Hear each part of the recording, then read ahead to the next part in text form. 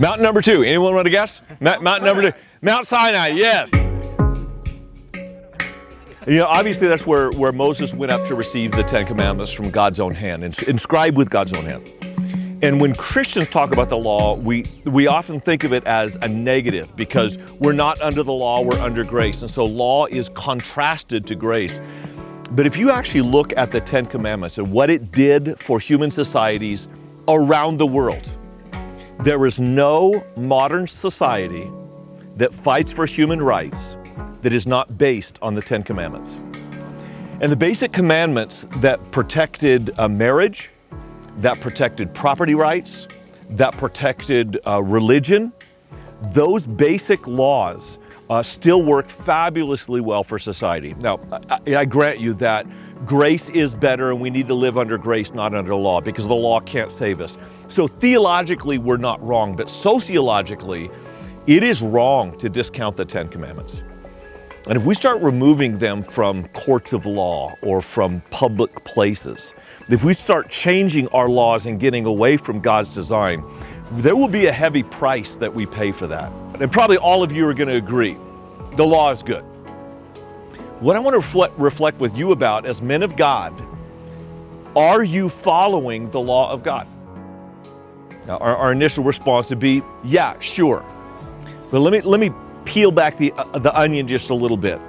There are 2 commands that take up 70% of the dialogue in Exodus 20.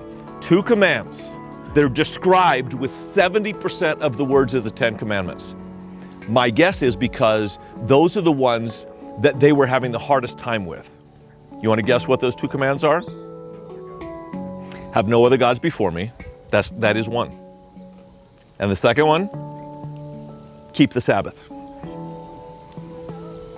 Now, if you look at the first one, to have no other gods before me, let me just fast forward to Colossians 3. Paul says, just listing all these sins that really destroy people's lives. One of the sins he lists is covetousness, and then he says, which is idolatry.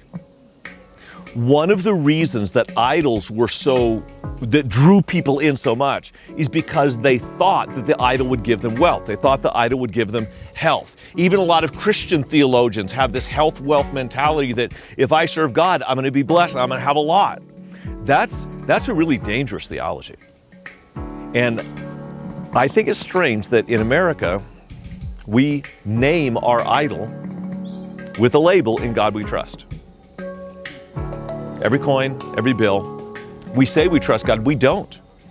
We actually trust money.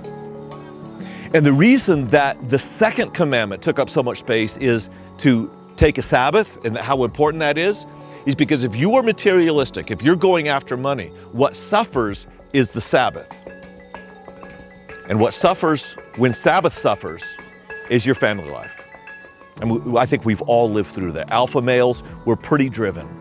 So I would just challenge you as you hike this mountain to think, am I really pursuing God above money? And you can measure how well you're pursuing God above money if your Sabbath has deteriorated and has replaced your rest with your family. You may not need to Sabbath. In fact, to be honest with you, I don't need to Sabbath. I could go 7 days a week. My wife needs me to Sabbath.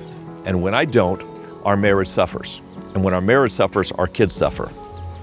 So as we think about kind of the next part of the journey, how are you doing with God's laws? Specifically these 2 laws of rest and worship and prioritizing God above your career. You ready to hike? Yalla yalla.